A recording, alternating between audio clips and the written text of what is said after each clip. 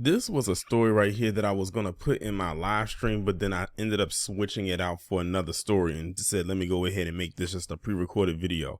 I actually saw this on Twitter a couple weeks ago, but I never really got around to doing it at the time because there was so many other stories that just kind of got thrown in my face. But I said I'll work my way back around to it, and here we are. So this is a story that's coming off of Forbes. This, what you see on your screen, is actually the headline off of the Forbes website, where it says new research shows that reparation payments could increase life expectancy of Black Americans. It was posted November 29th, 2022. Like, that's a headline right there that'll grab anyone's attention. But the real thing is what's in the details of the article itself. Well, we're about to find out. Black Americans continue to endure a plethora of negative outcomes as a result of chattel slavery. In addition to the generational trauma that has been passed down, racism is baked in the fabric of every American system, including housing, education, healthcare, and the workplace. Though there is nothing that can be done to erase the past harms that Black people in the U.S. have endured, reparations may be a great step to assist in the restoration process. Let's take out may and say that it is the right step to assist in the restoration process. Had to adjust that a little bit. In the last few years, there have been some positive strides when it comes to reparations. Georgetown University students voted to raise tuition to provide reparations to the 272 descendants of enslaved people that the university owned and sold in the 1800s. If y'all were on my channel, I would say pre-wove it. That was actually one of the videos that I did. I remember when that bit of news first came out. In California, the task force to study and develop reparation proposals for African Americans was established, and in Evanston, Illinois, the city will make history as one of the first U.S. locations to start issuing reparations to its Black residents. Some reparations critics argue that cash payments won't produce meaningful changes for Black Americans, but a new study may disprove this claim. In the study, researchers analyzed data from 33,501 U.S. adults aged 50 and older between April 1992 and July 2019. The researchers found that reparation payments of $828,055 per household would eliminate the current wealth gap, thus increasing the lifespan of Black middle-aged and older adults and decreasing the Black-white survivor gap from 4 years to 1.4 years. Although I say that number should be higher, the thing that scares the critics the most, especially them PC ones, is the closing of that wealth gap. They want that thing to stay as wide and as gapped out as they possibly can for as long as they can. They don't want us to, they probably feel like the racial wealth gap isn't stretched out even further, even that far. They probably feel it should be stretched out further than that. An interesting question to ponder is the role that money and wealth plays within society. Wealth may improve health through the stable access to healthcare, housing, food, and education, while offering protection from chronic stress associated with economic uncertainty, the researchers in the aforementioned study note. In thinking about how a reparation payment of $828,055 could impact Black Americans, Living Corporate founder Zachary Nunn shared that money will certainly create room to breathe for myself, my wife, and children. With that money, I will pay off my mortgage, put aside enough cash to cover 2 years of living expenses, save another portion for my daughters, take a family trip, and invest the remaining in Living Corporate. Not only would that much money help us here in the now, but also help us build generational wealth. Prior to the Fair Housing Act of 1968, it was legal for Black people to be discriminated against when renting or buying a home. Shoot, it still works. It still plays itself out now. Look at how they do. Let me rephrase that. Look at how those appraisal stories are happening when you got a Black family trying to get a house and then they got to enlist that white friend to get them a better appraisal on the home. Discriminatory practices like racial steering, redlining, and exclusionary zoning laws kept Black people concentrated in lower income neighborhoods and made Black home ownership more difficult. With home ownership being the primary source of wealth for U.S. families, racist housing practices heavily contributed to the Black-white wealth gap. All the stuff that I'm reading right now, although we all know it, that's why, it's good to know this, especially teach it to the youth, because a lot of people keep thinking that the only way that you can be racist in any capacity is by calling a black person the N-word. No, that is not the only way. Systemic things come into play. What I am reading is a perfect example of that. As the research indicates, cash reparation payments would have a powerful impact on black families. A reparation payment of $828,055 would immediately improve the quality of life and generational outlook for my family, shared Johnny Bailey, who is the founder of Shine Hard Family.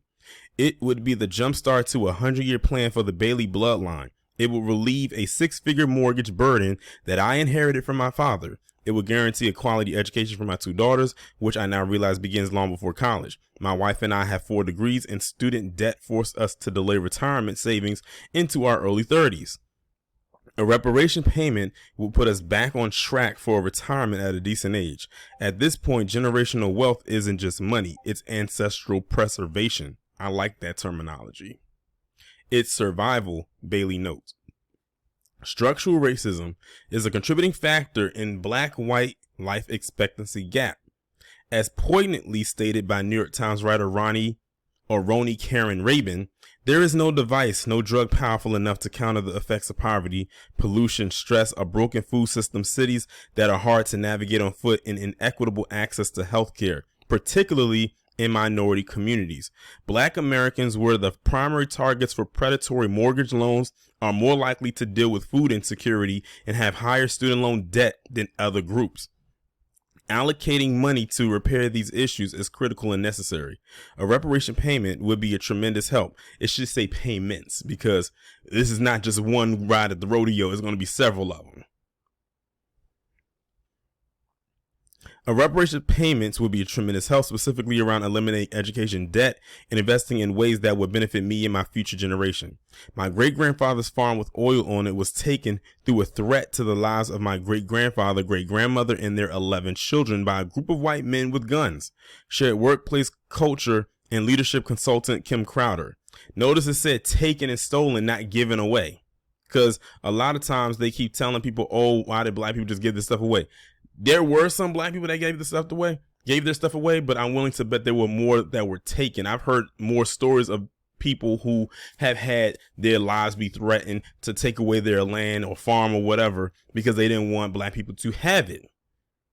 So it wasn't just the thing of them destroying black towns like, of course, Black Wall Street, but it was also those areas that don't get talked about that had their stuff literally ran through and taken literally by force by threatening their lives. And they were going to get it one way or another. It was either going to be, I'm going to take it while you're still alive for me to take it from you, or I'm going to kill you and take it anyway.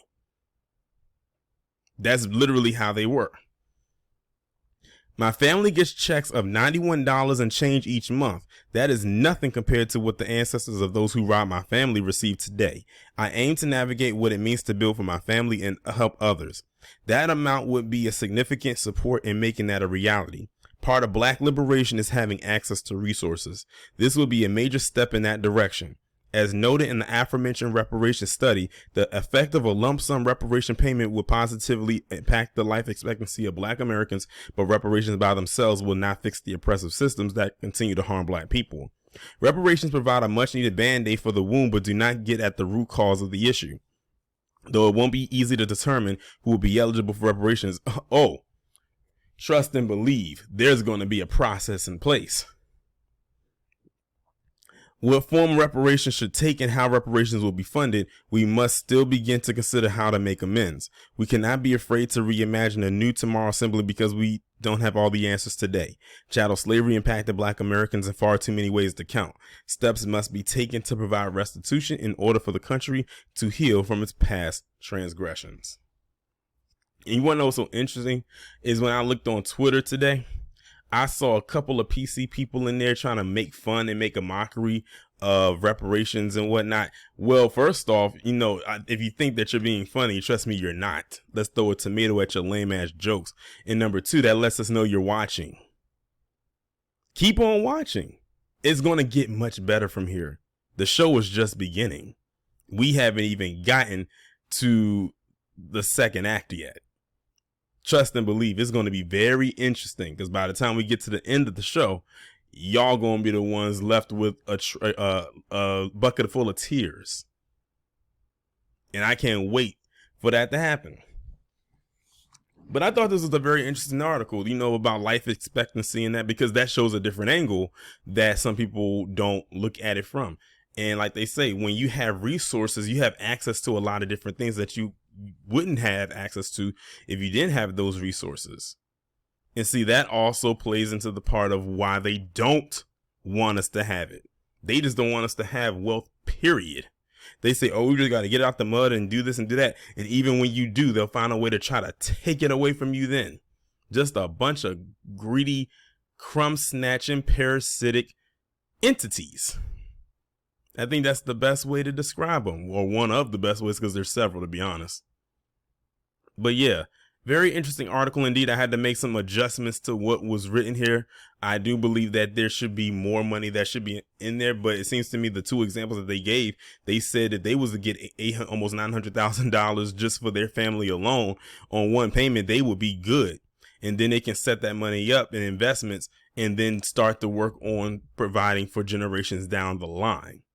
But there's definitely going to be payments, not just a payment. Okay, we're thinking plural here. We're not thinking singular, because there's definitely going to have to be more. And when you put it in hindsight, if you have, your family's FBA on both sides, in my opinion, that should be more than one check. So say that you're married and both you and your spouse are both FBA, that's 2 checks as far as I'm concerned. And if you have children, they should get their own check as well. So now with 2 checks right there, you're already over $1 million in one household. You have a couple of kids, that's 2 million right there. That's how I see it. That's personally how I would see it. Then, it goes from there. But again, think plural, payments with an S, not payments without it.